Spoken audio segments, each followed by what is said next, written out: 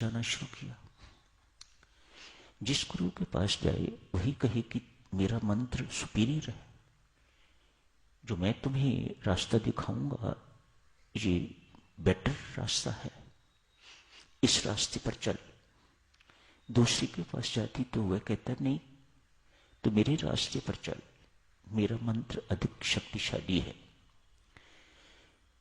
बेचारी को कुछ स्पष्ट होने की बजाय विभ्रांति हो गई, गॉट कंफ्यूज्ड।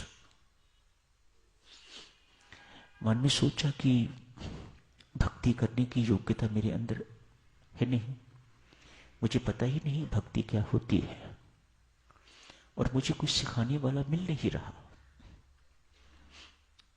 कोई मेरे अपने पाप कर्म होंगे कोई इस प्रकार से, चाहते हुए भी मुझे कोई राह दिखाने वाला, कोई रास्ता दिखाने वाला, कोई मेरी बाह पकड़ने वाला मुझे मिल नहीं रहा।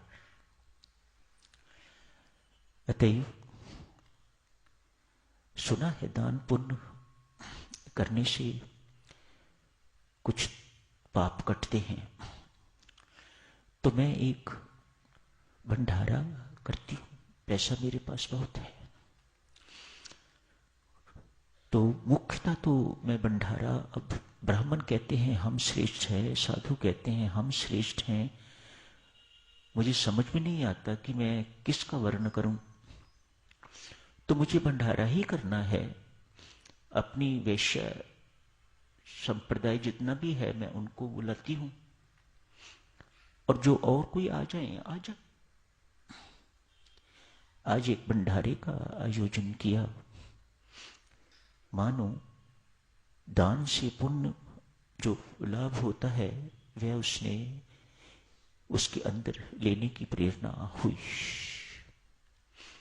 रसोईया आ गया हुआ है, रसोई तैयार हो रही है, वैश्याओं का आना जाना भी हो गया है। सब एक प्रोफेशन की सुना कि अमुक वेश्या भंडारा कर रही है, तो बड़े भाव चाव से सबकी सब वहां पहुंची। एक उसी नगर पे थोड़ा बाहर एक विरक्त संत महात्मा थे, सच्चे संत महात्मा। उनके पास भी सूचना पहुंची कि अमुक वेश्या दूसरी वेश्याओं के लिए भंडारा आयोजित कर रही है। ये सोच के कि ऐसा भंडारा करने से, वेश्याओं की सेवा करने से मेरा कल्याण हो जाएगा।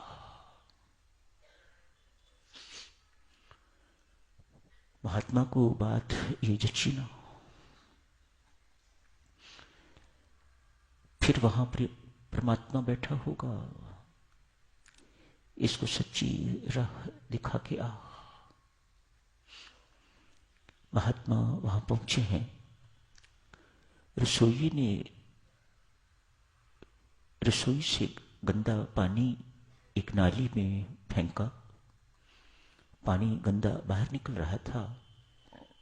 ये विरक्त वही नाली के किनारे बैठ के अपने हाथ धोने लग गए हैं। संत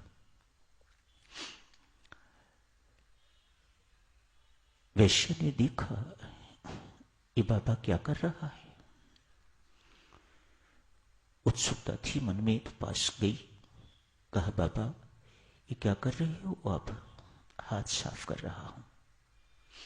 बाबा ने कहा भला गंदे पानी से हाथ कभी साफ होते हैं? इससे तो और गंदे होंगे।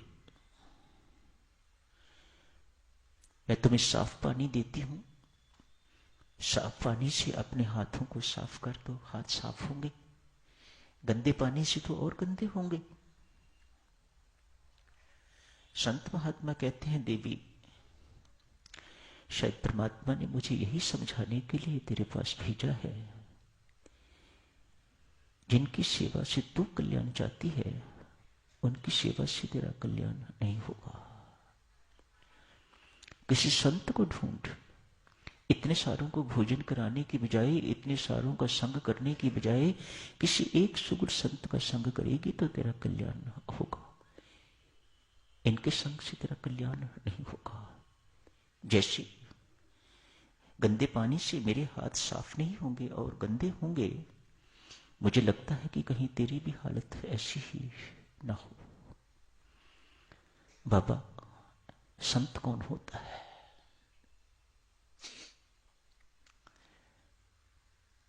यही प्रश्न मैं जानना चाहती थी, यही उसके अंदर जिज्ञासा थी। मैं किसके पास जाऊं? मैंने जिंदगी में कभी कोई संत देखा ही नहीं। कोई मुझे संत का पता बताए, कैसा संत होता है? क्या उनके सिर पर सींग उगे हुए होते हैं? क्या उन्होंने दाढ़ी रखी हुई होती है, सिर मुंडवाया हुआ होता है, कैसे कपड़े होते हैं, क्या होता है? मुझे कुछ तो संकेत मिले। ये विरक्त कहते हैं, देवी, संत कपड़ों से नहीं होते, संत वेश से नहीं होते। क्या उन्होंने अपना रूप धारण किया हुआ है, बनाया हुआ है? इससे संताई का कोई सरोकार नहीं है।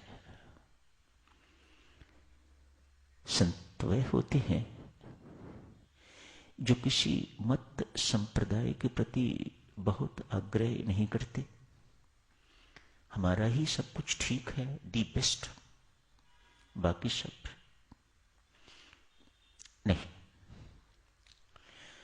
उनके मन में सबके कल्याण की भावना हमेशा बनी रहती है। उनकी सोच ही एक ही बिंदु पर, एक ही केंद्र पर केंद्रित होती है। जनमानस का कल्याण कैसे हो, उसके लिए मुझे कितना भी दुख क्यों ना सहना पड़े, कुछ भी क्यों ना करना पड़े, लेकिन अमुक व्यक्ति, जो भी कोई मेरे संपर्क में आता है, उसका कल्याण होना चाहिए। ना भी संपर्क में आए, हर एक के कल्याण की इच्छा, उत्कट इच्छा उनके हृदय में सफरित होती रहती है। ऐसा व्यक्ति शुद्ध आचरण का होता है देवी। उसका आचरण बहुत शुद्ध होता है, चरित्रवान व्यक्ति होते हैं वे।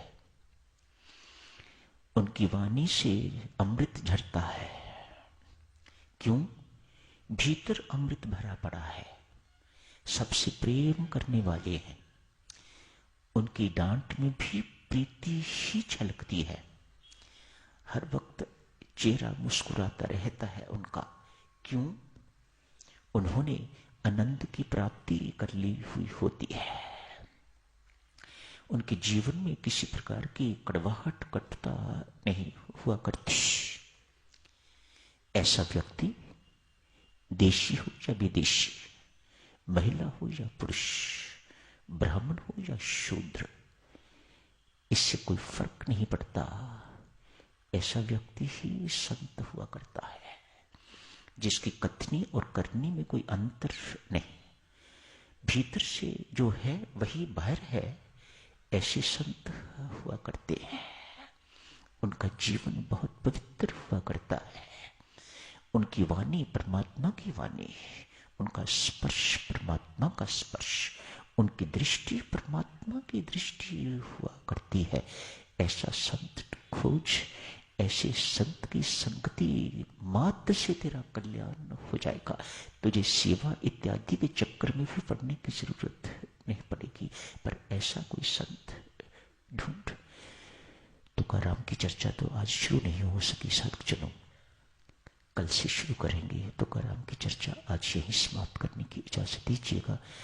संत तुकाराम ऐसे ही संत जैसे संत की आज आपकी सेवा में व्याख्या हुई है। धन्यवाद।